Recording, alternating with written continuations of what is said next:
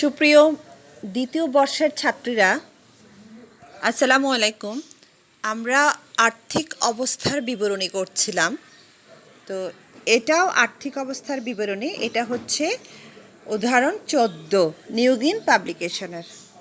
এখানে কোশ্চেনটা খেয়াল করো।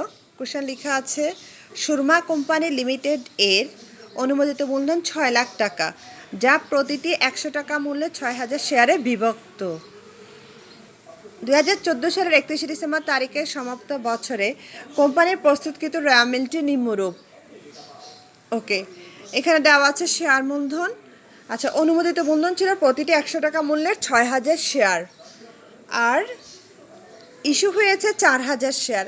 আমি গঠন করেছি 6000 শেয়ার নিয়ে, কিন্তু বাজারে বিক্রির উদ্দেশ্যে ছাড়লাম বা ইস্যু করলাম 4000 শেয়ার 100 টাকা মূল্যের 4 লাখ টাকা। নিট লাভ 31/12/14। দেখো কোশ্চেনে কিন্তু নিট লাভ দেওয়া আছে 70,000। সংরক্ষিত আয় বিবরণ উদ্বৃত্ত 1/1/14 দেওয়া আছে 80,000। অন্তর্বর্তীকালীন লভ্যাংশ দেওয়া আছে 15,000। সমাপনী মজুত পণ্য দেওয়া আছে 38,000। আয়কর ও আয়কর সঞ্চিতি দেওয়া আছে 15,000 এবং 12,000। নগদ তহবিল দেওয়া আছে 1,85,000। প্রাপ্য হিসাব ও প্রদেয় হিসাব 50,000 এবং 40,000। ব্যাংক জমার উদ্বৃত্ত 91,000। তারপর আসবাবপত্র দেওয়া আছে 90,000। দালান কোঠা দেওয়া আছে 1,93,000। সাধারণ সঞ্চিত হচ্ছে 75,000। এই হলো রেওয়া মিল। শেয়ার মূলধন, নিট লাভ, সংরক্ষিত আয় বিবরণ উদ্বৃত্ত, অন্তর্বর্তীকালীন লভ্যাংশ, সমাপনী মজুত পণ্য, আয়কর ও আয়কর সঞ্চিতি, নগদ তহবিল, প্রাপ্য হিসাব ও প্রদেয় হিসাব, ব্যাংক জমা, আসবাবপত্র, দালান কোঠা, সাধারণ সঞ্চিতি। ছোট্ট একটা অঙ্ক, কিন্তু অনেক ইম্পর্টেন্ট সমন্বয় এখানে আছে। যেমন 1 নম্বর সমন্বয় আছে, ইমনের নিকট পাওনা 5,000 টাকা প্রাপ্য হিসাবের মধ্যে অন্তর্ভুক্ত এবং তার পাওনা 6,000 টাকা প্রদেয় হিসাবের মধ্যে অন্তর্ভুক্ত আছে। এটার মানে কি? ইমনের নিকট পাওনা মানে ইমনের কাছ থেকে পাওয়ার কথা আমাদের 5,000 টাকা, সেটা কিসের মধ্যে অন্তর্ভুক্ত আছে?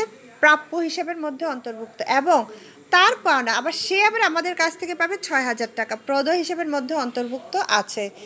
এরকম যখন থাকবে, দেনাদার এবং পাওনাদার একজন একজনের কাছ থেকে টাকা পাবে, দেনাদার পাওনাদারের কাছ থেকে পাবে, আবার পাওনাদারও দেনাদারের কাছ থেকে পাবে। এরকম যখন থাকে, তখন নিয়ম কি? যেটা ছোট অ্যামাউন্ট 5,000 আর হচ্ছে এখানে আছে 6,000, যেটা ছোট অ্যামাউন্ট হিসাবে সুবিধার্থে সেই ছোট অ্যামাউন্টটা দেনাদার এবং পাওনাদার দুজন থেকেই বাদ দিতে হয়। তো আবার বলছি, দেনাদার এবং পাওনাদার, ইমনের নিকট পাওনা, ইমনের কাছ থেকে 5,000 টাকা পাওয়ার কথা, আবার ইমন আমাদের কাছ থেকে ব্যবসা থেকে পাবে 6,000 টাকা। অর্থাৎ একই দেনাদার এবং পাওনাদার একজন আরেকজনের কাছ থেকে যখন টাকা পাবে বা দিবে, তখন হিসাবের সুবিধার্থে ছোট যে অ্যামাউন্টটা আছে সেটা দু সাইড থেকেই, দেনাদার এবং পাওনাদার দুটো সাইড থেকে কি করতে হয়? বাদ দিতে হয়। এরপর হচ্ছে নিট লাভের 18,000 টাকা সাধারণ সঞ্চিতিতে স্থানান্তর করতে হবে। তোমরা জানো, যে কোনো স্থানান্তর সবসময় সংরক্ষিত আয় বিবরণীতে যাবে। যে কোনো স্থানান্তর, তহবিলের স্থানান্তর সংরক্ষিত আয় বিবরণীতে বসবে বলেছিলাম। আর সাধারণ সঞ্চিতির সাথে যেহেতু স্থানান্তর করতে বলেছে, তার মানে সাধারণ সঞ্চিতি বেড়ে যাবে। থার্ড, শেয়ার বন্ধনের উপর 10% লভ্যাংশ অন্তর্বর্তী লভ্যাংশ সহ প্রস্তাব করা হয়েছে। Very important. শেয়ার মূলধনের উপর 10% লভ্যাংশ, শেয়ার মূলধনের উপর আমাদেরকে 10% লভ্যাংশ দিতে হবে, আর অন্তর্বর্তীকালীন লভ্যাংশ সহ বলেছে। তো আসো, শেয়ার মূলধন আছে এখানে 4 লক্ষ টাকা, শেয়ার মূলধনের 10% লভ্যাংশ আসে 40,000। আমার শেয়ার মূলধনের প্রস্তাবিত লভ্যাংশ হলো কত? 40,000, কিন্তু বলেছে অন্তর্বর্তীকালীন লভ্যাংশ সহ। আমার লভ্যাংশ 40,000 টাকা দেওয়ার কথা। অলরেডি এখানে অন্তর্বর্তীকালীন লভ্যাংশ আছে কত? যে 15,000। তাহলে 40,000 টাকা লভ্যাংশ ঘোষণা করেছি, তার মাঝখানে আমি দিয়েছি 15,000, দিই নাই কত? 40,000 থেকে যদি 15,000 বাদ দিই, তাহলে হবে 25,000। এই 25,000 টাকাই হবে আমার চূড়ান্ত লভ্যাংশ। আবার বলছি, মূলধনের 10% লভ্যাংশ আসে 40,000, কিন্তু অন্তর্বর্তী মাঝখানে আমরা অলরেডি মূলধন দিয়ে দিয়েছি 15,000, তাহলে আমাকে আর দিতে হবে কত? 25,000। সেটাই হচ্ছে আমার চূড়ান্ত লভ্যাংশ। ওকে, এরপরে আসো ক নাম্বারে কী চেয়েছে, বিক্রয়ের উপর নিটলাভের হার 10% হলে 2014 সালে বিক্রয়ের পরিমাণ নির্ণয় করো। ভেরি ইম্পর্টেন্ট এই জন্য এটা এমসিকিউতেও কিন্তু আসে। তো বিক্রয়ের উপর নিটলাভের হার 10% হলে 14 সালে বিক্রয়ের পরিমাণ নির্ণয় করো। এখন খেয়াল করো, আমরা কিন্তু বিক্রয় জানি না, বিক্রয়ের উপর নিটলাভ দেওয়া আছে, হার দেওয়া আছে 10%, আমরা বিক্রয় জানি না। তো এটা আমি দুইভাবে বের করতে পারবো। প্রথম সূত্র দিয়ে দেওয়া আছে বিক্রয় পরিমাণ, নিটলাভ গুণ 100 ডিভাইডেড বাই হচ্ছে নিটলাভের হার, অর্থাৎ 10% যেটা বলেছি। বিক্রয়ের পরিমাণ সমান নিটলাভ গুণ 100 ডিভাইডেড বাই 10। তো নিটলাভ কোশ্চেনে দেওয়াই ছিল 70,000, এই যে সবার আগে নিটলাভ দেওয়া আছে, এখানে ক্রেডিটে 70,000। তো নিটলাভ 70,000 গুণ 100 ডিভাইড বাই, যেহেতু 10% বলেছে নিচে 10 দিয়েছে, তাহলে এলো 7 লক্ষ টাকা। আর এটাকে যদি তুমি আরও ইজি করে করতে চাও, তো বিক্রয়ের উপর নিটলাভ বলেছে 10, তার মানে কি বিক্রয় কিন্তু আমি জানি না।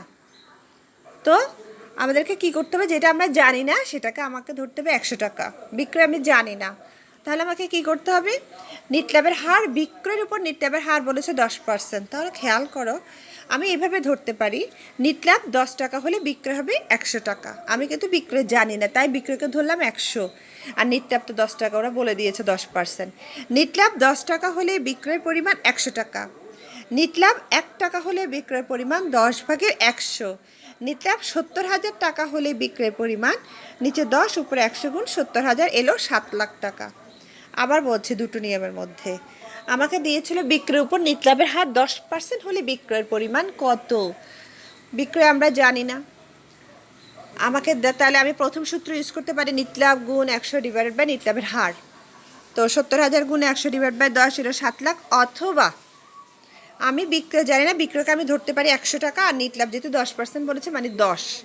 তো নিটলাভ 10 টাকা হলে বিক্রয় হচ্ছে 100 টাকা, নিটলাভ 1 টাকা হলে কত, 70,000 টাকা হলে কত, তাহলে এলো কত, 7 লক্ষ টাকা। এ হলো আমার প্রথম ক। খ, কোম্পানির সংরক্ষিত আয় বিবরণী প্রস্তুত করো। সংরক্ষিত আয় বিবরণীতে কী কী আসবে, ওই যে সাধারণ সঞ্চিতিতে স্থানান্তর, আর মূলধনের লভ্যাংশ, অন্তর্বর্তীকালীন লভ্যাংশ, এগুলো আয়কর। আচ্ছা, তো খেয়াল করো, তাহলে আসো আমরা এবার সংরক্ষিত আয় বিবরণীতে আসি। সংরক্ষিত আয় বিবরণীতে সবার আগে লিখতে হবে ব্যালেন্স বিডি, মানে একে বলে যেটা দেওয়া আছে। ব্যালেন্স বিডি দেওয়া আছে, কোশ্চেনে শুরুতেই দেওয়া ছিল ব্যালেন্স বিডি দেওয়া ছিল 80,000 টাকা। তার সাথে সবসময় চলতি বছরের নিটলাভ যোগ করতে হবে। ব্যালেন্স বিডি 80,000, তার সাথে চলতি বছর নিটলাভ দেওয়াই ছিল কোশ্চেনে 70,000। তো আউটারে গেলে কত, 1,50,000। এখন আসো এখান থেকে বাদ যাবে কি কি, বাদ যাবে আমি আগেও বলেছিলাম অন্তর্বর্তীকালে লভ্যাংশ, এই যে 15,000, আর প্রস্তাবিত লভ্যাংশ আমি তোমাদেরকে বুঝিয়ে দিয়েছি। মূলধনে 10% লভ্যাংশ আসে 40,000, আর কোশ্চেনে যেহেতু বলা ছিল অন্তর্বর্তী লভ্যাংশ সহ, তার মানে 40,000 টাকা লভ্যাংশ দেওয়ার কথা ছিলাম, অলরেডি এখানে অন্তর্ভুক্তি মানে মাঝখানে 15,000 টাকা দিয়ে দিয়েছে। তাহলে 40 থেকে 15 বাদ গেলে তাহলে আমার প্রস্তাবিত লভ্যাংশ আর কত হবে, 25,000।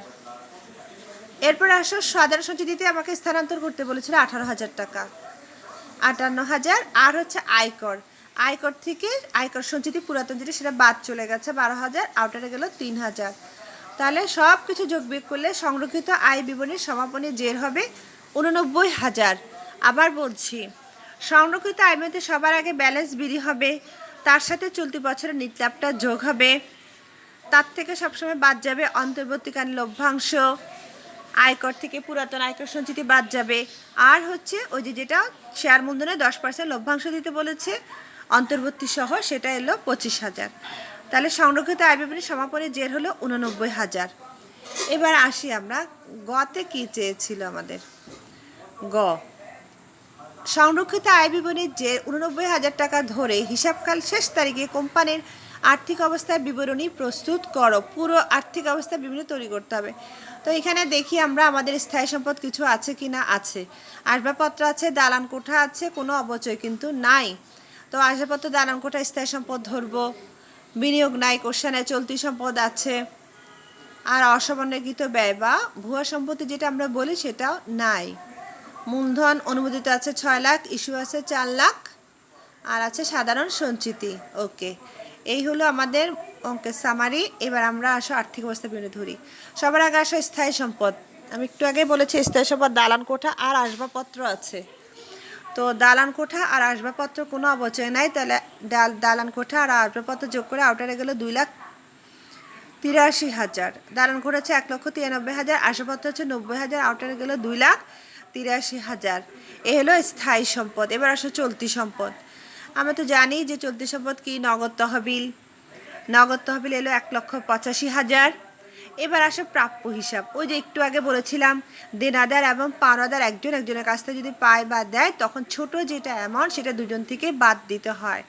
তাহলে নগদ প্রাপ্য হিসাব থেকে আমরা দেনা পাওনার সমন্বয় বলে 6,000 আর 5,000-এর মধ্যে ছোট ছিল 5,000, 50,000 থেকে 5,000 বাদ গিয়ে আউটারে আমরা বসালাম 45,000। ওকে, তারপর সমাপনী মজুদ পণ্য আসো। সমাপনী মজুদ পণ্য হচ্ছে 38,000। তারপর ব্যাংক জমার উদ্বৃত্ত সেটা দেওয়া আছে 91,000। সবগুলো যোগ করলে আউটারে এসছে 3,59,000। এগুলো সব যোগ করলে মোট সম্পদ 6,42,000। আবার বলছে সম্পত্তিতে কী কী এসেছে। স্থায়ী সম্পদ এসছে দালান কোঠা, আসবাবপত্র। চলতি সম্পদ হচ্ছে নগদ তহবিল, প্রাপ্য হিসাব থেকে দেনা পাওনাটা বাদ দিলাম, সমাপনী মজুদ আর ব্যাংক জমা। এবার শেয়ার হোল্ডারদের সত্ত্ব ও দায়। প্রশ্নের শুরুতে একটা অনুমোদিত মূলধন যে দেওয়া ছিল প্রতিটি 100 টাকা মূল্যে 6,000 শেয়ার। দেখো সেটাই বসানো হয়েছে, 100 টাকা মূল্যে 6,000 শেয়ার হলো 6 লাখ টাকা। আর ইস্যুকৃত মূলধন, বিলিকৃত মূলধন 100 টাকা মূল্যে ছিল 4,000 শেয়ার, এলো 4 লক্ষ টাকা। আর আদায়কৃত মূলধন আর ইস্যু বিলি সেম হবে 4 লাখ টাকা। এবার আসো সঞ্চিতি ও উদ্বৃত্ত। যেটুকু আমাদের জমা থাকে, কি জানি আমরা সেটা জানি। প্রশ্নে আমাদের দেওয়া ছিল সাধারণ সঞ্চিতি, তার সাথে স্থানান্তর করতে বলেছে 18,000। তো যোগ স্থানান্তর গেল 18,000, আগে ছিল 75,000, 18,000 যোগ করে আউটার এলো 93,000। তারপর আসো সংরক্ষিত আয় বিবরণীর সমাপনী জের, যেটা আমরা কোশ্চেনে দিয়ে দিয়েছি 89,000 ধরতে বলেছে। আর কি আসবে, ঋণ টিন তো নাই, তাহলে আর শুধু বাকি আছে চলতি দায়। খেয়াল করো চলতি দায়ের মধ্যে কি আসবে, প্রদেয় হিসাব। প্রদেয় হিসাব থেকে ওই যে বলেছি দেনাদার এবং পাওনাদার একজন থেকে টাকা পাবে বা দিলে বললে ছোট যেটা এমন সেটা দুজন থেকে বাদ যায়, সেই 5,000 টাকা আমরা এখান থেকে বাদ দিয়ে দিয়েছি। আর হচ্ছে ওই যে প্রস্তাবিত লভ্যাংশ যেটা 25,000 টাকা দেওয়া হয় না, সেটা এখানে এসছে। তো আউটার এলো 60,000, সবগুলো যোগ করলে হবে 6,42,000। এই হলো আমাদের আজকের অঙ্ক। এখন ওই যে যেটা তোমাদেরকে মূলধনের উপর লভ্যাংশ যেটা বলেছিলাম, 4 লাখের উপর 10% লভ্যাংশ এসেছে 40,000, তার থেকে অন্তর্বর্তীকালীন লভ্যাংশ বাদ গেছে 15,000, তার চূড়ান্ত লভ্যাংশ হচ্ছে 25,000। আমি অঙ্কটা আবার তোমাদের কাছে একটু বর্ণনা করছি কি কি আমরা পড়লাম আজকে। কোশ্চেনটা খেয়াল করো। শুরুতে অনুমোদিত মূলধন দেওয়া ছিল 100 টাকা মূল্যে 6,000 শেয়ার। ইস্যু বিলি শেয়ার মূলধন 4,000 শেয়ার হচ্ছে ইস্যু বিলি আদায়কৃত মূলধন, যেটা এখানে দেওয়া আছে 4 লক্ষ টাকা। মনে রাখবে রামিলের ক্রেডিট পাশে যে মূলধন দেওয়া থাকে সেটা হচ্ছে আদায়কৃত মূলধন, আর উপরে যেটা দেওয়া থাকে সেটা হচ্ছে অনুমোদিত মূলধন। ওকে, আর নিটলাভ দেওয়াই ছিল কোশ্চেনে 70,000 টাকা। সংরক্ষিত আইবিনে জের আছে অন্তর্বর্তীকালীন লভ্যাংশ, সমাপনী মজুদ পণ্য কোশ্চেনে দিয়ে দিয়েছে। আয়কর সঞ্চিতি, নগদ তহবিল, প্রাপ্য হিসাব, প্রদেয় হিসাব, ব্যাংক জমা, আসবাবপত্র, দালান কোঠা, সাধারণ সঞ্চিতি। আমাদের দেওয়া ছিল ইমনের নিকট পাওনা 5,000 টাকা প্রাপ্য হিসাবের মধ্যে অন্তর্ভুক্ত এবং তার পাওনা 6,000 টাকা প্রদেয় হিসাবের অন্তর্ভুক্ত। এরকম যখন থাকে তখন আমাদের নিয়ম হচ্ছে ছোট যেটা অ্যামাউন্ট দেনাদার এবং পাওনাদার একজনের কাছ থেকে টাকা পাবে বা দিবে বললে ছোট যেটা অ্যামাউন্ট সেটা দেনাদার এবং পাওনাদার দুজন থেকে কী করতে হয়, বাদ দিয়ে দেখাতে হয়। তাহলে ছোট অ্যামাউন্টটা আমরা দুজন থেকেই বাদ দিব, দেনাদার থেকেও বাদ দিব, পাওনাদার থেকেও বাদ দেবো হিসাবের সুবিধার্থে। তো 5,000 আর 6,000 মধ্যে ছোট ছিল 5,000, সেটা আমরা দেনাদার থেকেও বাদ দিয়েছি, পাওনাদার থেকেও বাদ দিয়েছি। নিটলাভের 18,000 টাকা সঞ্চিতিতে স্থানান্তর, যে কোনো স্থানান্তর সংরক্ষিত আয় বিবরণীতে আসবে আর সঞ্চিতি এবং উদ্বৃত্তিতে সাধারণ সঞ্চিতিতে যোগ করতে হবে। শেয়ার মূলধনের উপর 10% লভ্যাংশ দিতে বলেছে অন্তর্বর্তীকালীন লভ্যাংশ সহ, অথবা যদি কোশ্চেনে বলে দেয় যে শেয়ার মূলধনের উপর 10% চূড়ান্ত লভ্যাংশ দিতে হবে, সেই ক্ষেত্রে কিন্তু আমরা এভাবেই করব। শেয়ার মূলধন ছিল 4 লাখ, তার 10% লভ্যাংশ হচ্ছে 40,000, আর অন্তর্বর্তীকালীন লভ্যাংশ অলরেডি মাঝখানে দিয়ে দিয়েছে 15,000। তাহলে 40,000 থেকে 15,000 বাদ গেলে আর আমাকে লভ্যাংশ দিতে হবে কত, 25,000। সেটাই হচ্ছে আমার চূড়ান্ত লভ্যাংশ। এবার আসো বিক্রয়ের উপর নিট ল্যাবের হার 10% হলে বিক্রয়ের পরিমাণ কত? বিক্রয় আমরা জানি না, তাহলে বিক্রয়কে ধরবে 100, নিট ল্যাব হচ্ছে 10 টাকা। নিট ল্যাব 10 টাকা হলে বিক্রয় 100 টাকা। নিট ল্যাব 1 টাকা হলে কত? 70,000 টাকা হলে কত? 7 লক্ষ টাকা। আর যদি সেভাবে করতে না চাও তাহলে সূত্র হচ্ছে নিট ল্যাব গুণ 100 ডিভাইডেড বাই নিট ল্যাবের হার, তাও আসবে 7 লক্ষ টাকা। অঙ্কটা অনেক ইম্পর্টেন্ট, সবাই খুব ভালোভাবে করবে। আজকে এতটুকুই, আল্লাহ হাফেজ।